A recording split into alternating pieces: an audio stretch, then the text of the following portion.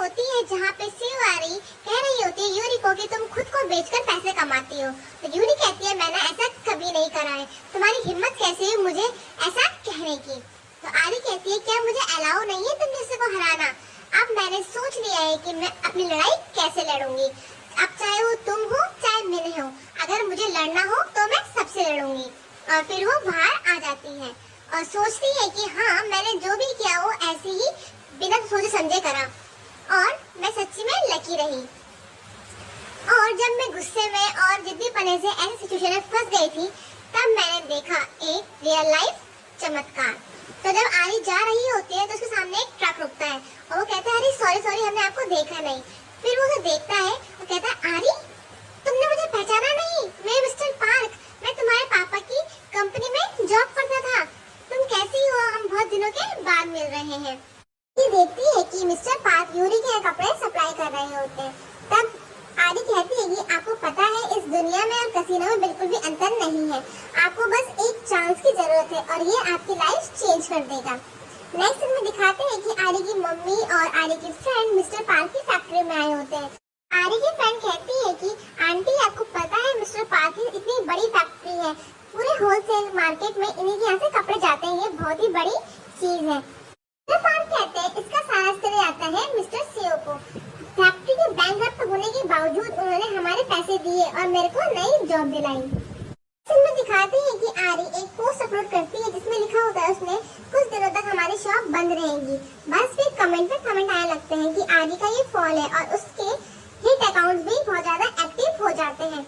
वहीं दूसरी ओर जॉर्जिया, मिन्हे, चाही लोग बहुत ज्यादा खुश होते हैं आरी की ऐसी कंडीशन देखकर। वहीं शियोन आरी के बारे में पता लगा रही होती है, वो जुनक्योंग से मिलने आती है। तो जुनक्योंग कहता है अच्छा तो किसी को नहीं पता वो कहाँ है। तो शियोन कहती है मैंने उसे ढूंढने की बड़ी कोशिश करी, उसे इन सारे मैसेज करे, उसे कॉल करा बट वो हमें नहीं मिल रही। तो जुनक्योंग कहता है अगर उसी कंपनी को नहीं पता तो हम कर भी कर सकते हैं और थैंक यू उसके बारे में ढूंढने के लिए। तो शियोन देखिए तुम्हें चिंता हो रही होगी ना, क्योंकि आरी अचानक से ऐसे गायब हो गई, वो कहाँ होगी, कैसी होगी, ठीक भी होगी। तुम्हें ऐसे देखकर मैं सोच रही हूँ कि जब मैं एकदम से वहाँ से तुम्हें छोड़कर आ गई थी कि तुमने ऐसे ही रिएक्ट करा होगा। जुनक्योंग कहता है कि तुम्हें मुझसे कुछ कहना है क्या, तुम उस दिन मुझे कुछ कह रही थी तो बताओ तुम्हारा उस बात से क्या मतलब था। तो शियोन कहती है कि अब उस सबसे कुछ मतलब नहीं है, अगर तुम्हें उस समय पता होता तो पता होता, बट अब उस बात का कोई मैटर नहीं करता है। अब चलो मुझे मीटिंग में जाना है, अब मैं चलती हूँ और अगर मुझे आरी के बारे में कुछ भी पता चलेगा तो मैं तुम्हें बता दूंगी। और वहाँ से चले जाती है। नेक्स्ट में दिखाते हैं कि जॉर्जिया बिल्कुल रेडी होकर एक होटल रूम में आ रही होती है जिसको उसे मैसेज में बुलाया होता है। तो जैसे ही वो रूम के अंदर घुसती है तो कहती है देखो मैं आ गई हूँ और मैं असलियत में और भी ज्यादा सुंदर हूँ। फिर वो जैसे ही पीछे मुड़ती है वो एकदम से शॉक हो जाती है।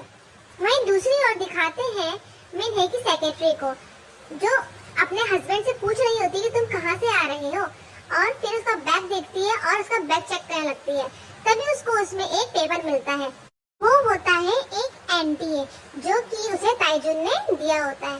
वहीं दूसरी ओर दिखाते हैं मिस्टर जू को जो एक मॉडल की फोटो देख रहा होता है चोएबोम की।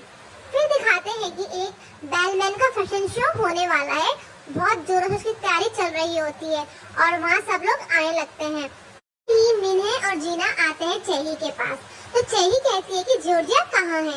तो जीना कहती है उसको शायद जुकाम लगा इसलिए वो यहाँ नहीं आई। तो चाही कहती है ऐसा हो ही नहीं सकता, चाहे आसमान फट जाए बट जॉर्जिया बेलमैन का शो कभी मिस नहीं करती। तभी वहाँ शियोन भी आ जाती है। बाद में शियोन को और चेही को फ्रंट रो में सीट मिलती है जबकि जीना और मिन्हे को पीछे बैक सीट में भेज देते हैं। तभी मिन्हे कहती है ये अभी एक सीट खाली है वीआईपी की, यहाँ कौन आने वाला होगा। तभी वहाँ आ जाती है तो आरी, उसे देखकर शियोन शॉक हो जाती है और कहती है कि तुम इतने दिनों से कहाँ गायब थी। तभी चाही वहाँ आती है और कहती है तुम सब कुछ को समझ क्या रही हो, तुम यहाँ क्या कर रही हो। तो आरी कहती है तुम्हारा मतलब क्या है, ये मेरी सीट है। तभी दिखाते हैं फ्लैशबैक जिसमें जॉर्जिया शिव को देखकर शॉक हुई होती है और आरी कहती है तुम तो बड़ी जल्दी भागकर यहाँ आई, मैंने तुम्हें यहाँ बुलाया है, तुम 20 मिलियन के लिए खुद को बेचने के लिए यहाँ आई हो। तो जॉर्जिया कहती है तुम, ये तुम्हारा प्लान था, तुम मेरे साथ ऐसा करती हो? तो शिवानी कहती है तुम भी तो मुझे ड्रग पार्टी में खींच कर ले गई थी। तब जॉर्जिया शिवानी से माफी मांगने लगती है और कहती है कि ये बात बाहर नहीं जानी चाहिए वरना मेरा क्या होगा। मैं हर चीज से तुमसे सॉरी कहती हूँ, प्लीज मेरा ऐसा मत करो। तभी शिवानी कहती है मुझे तुम्हें जज करने का कोई शौक नहीं है, बट इसके बदले मुझे कुछ तुमसे चाहिए। तो जॉर्जिया कहती है तुम जो कहोगी मैं वैसा करूंगी। तो बस शिवानी उसकी जगह में आ जाती है वीआईपी सीट में। तो जीना कहती है अच्छा ये सीट शिवानी के लिए थी। तभी वहाँ जुनक्योंग भी आ जाता है और जाकर वहाँ बैठ जाता है। फिर सीधे उसकी नजर जाती है आरी में और बस वो उसको देखने लग जाता है और शिवानी भी उसे देखती है और ये सब शियोन बैठ के वहाँ देख रही होती है। तभी वहाँ फैशन शो स्टार्ट हो जाता है, बट पूरे फैशन शो के दौरान जुनक्योंग की नजरें सिर्फ शिवानी में ही टिकी होती है। एंट्री होती है शो टॉपर चोए बॉम की द ग्रैंड मॉडल। फिर दिखाते हैं मिस्टर जू को शिवानी थैंक यू कह रही होती है कपड़े अरेंज करने के लिए। तो मिस्टर जू कहते हैं कि तुम्हें पता भी है मैंने जापान से ये ड्रेस मंगाई है, वो तो अच्छा हुआ ये कि टाइम पर आ गई। तो तुम मुझे बताओ तुमने ये सब क्यों करा? जरूर तो तुम्हारा कोई रीजन रहा होगा या फिर तुम्हारा प्लान रहा होगा कि तुम्हें चोई बॉम्ब के ही कपड़े क्यों चाहिए थे। तभी शिवानी कहती है मुझे पता है तुमने मेरी हेल्प इसलिए करी क्योंकि तुम्हें पता था कि मेरा कुछ न कुछ प्लान रहा होगा। तभी सुनाती है वो कहानी। इसमें शिवानी एक बुके लेकर मिलने जा रही होती है चोए बॉम्ब से और उससे कहती है कि क्या तुम मेरे साथ सेल्फी ले सकती हो। तो बस वो बाद में जब साथ में सेल्फी लेते हैं तो चोए बॉम्ब उसकी ड्रेस नोटिस करती है। कहती है ये ड्रेस तो इस सीजन की है, मेरे पास भी सेम ऐसी ही ड्रेस है, बट तुमने इसे अलग तरीके से मैच करके पहना है। तो शिवानी कहती है हाँ मैंने इसे अपनी शॉप से कुछ कपड़े मिक्स करके पहने, क्या तुम्हें पसंद आए? तो कहती हाँ मुझे बहुत पसंद आई, ये तो बिल्कुल परफेक्ट है, मैं भी कभी ऐसी ट्राई करूंगी पहनने को। और वैसे तुम हो कौन? मैंने तुम्हें इससे पहले शोज में कभी नहीं देखा, तुम्हारा नाम क्या है? तभी वो कहती है मेरा नाम है शिवानी। सीन में दिखाते हैं कि यूरी अपना फोन चेक करती है और कुछ देखकर वो शॉक हो जाती है। तभी वो मिने को कॉल करती है और मिने जब अपना फोन चेक करती है देखती है कि चोए बॉम्ब ने आरी के साथ पोस्ट अपलोड करी है। तो यूरी कहती है मैंने तुम्हें कहा था ना शिवानी चुपचाप बैठने वाला में से नहीं है। वही चाही भी चोए बॉम्ब की पोस्ट देखकर इरिटेट हो जाती है।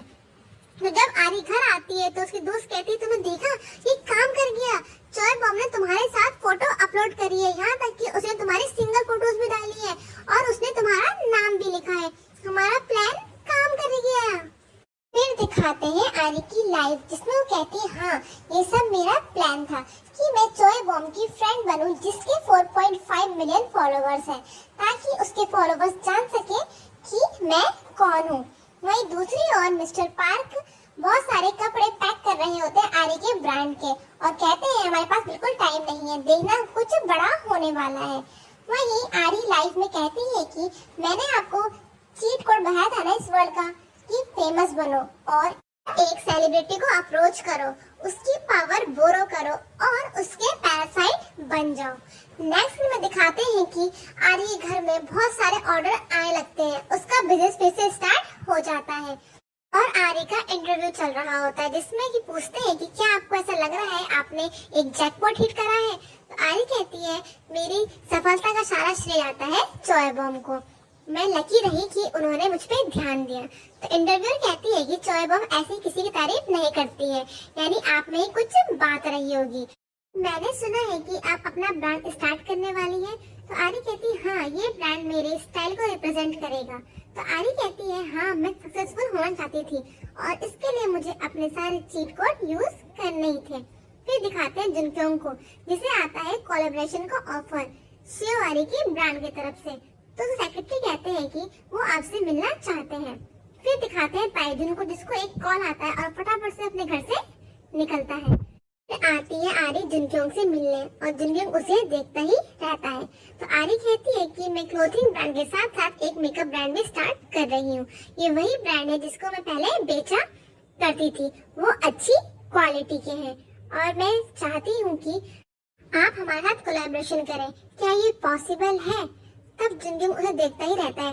तो आरी कहती है कि मैं बहुत शुक्रगुजार हूँ कि आप हमसे मिलने के लिए रेडी हुए। तो जुनक्योंग कहता है तुम ठीक लग रही हो, मुझे तुम्हारी बहुत चिंता हो रही थी, चलो ये मीटिंग खत्म करते हैं। तो आरी कहती नहीं अभी हमारे पास बहुत बहुत कुछ डिस्कस करने को है। तो जुनगन कहता है कि तुम्हें सच में लगता है कि मैं ये प्रपोजल मना करूंगा जबकि तुम खुद मुझसे करने के लिए कह रही हो। नेक्स्ट सीन में दिखाते हैं कि मिनचेन जो प्लास्टिक सर्जन है, ताइजुन वहाँ आता है, शॉक हो जाता है और कहता है कि मैं तुम्हें कहा था ना इस आदमी को जिंदा रखना है, तुमसे इतना भी काम नहीं हुआ। दूसरी ओर दिखाते हैं आरी कहती है जुनक्योंग को कि आप पहले प्रपोजल पढ़ लीजिए। तो जुनक्योंग कहता है मैंने वो पहले ही पढ़ लिया है। और आरी, मैं जानना चाहूंगा कि क्या तुम अभी भी ऐसा ही सोचती हो कि तुम मेरे साथ बिल्कुल भी टाइम स्पेंड नहीं करना चाहती? बट सॉरी, मैं चीजें ऐसे ही करता हूँ। और वो उसे किस कर लेता है। तभी आरी उसे देखती है और जुनक्योंग भी देखता है जैसे कि वो उसकी परमिशन मांग रहा हो और बस आरी परमिशन दे देती है। देन किस। और यही होता है एपिसोड नंबर 7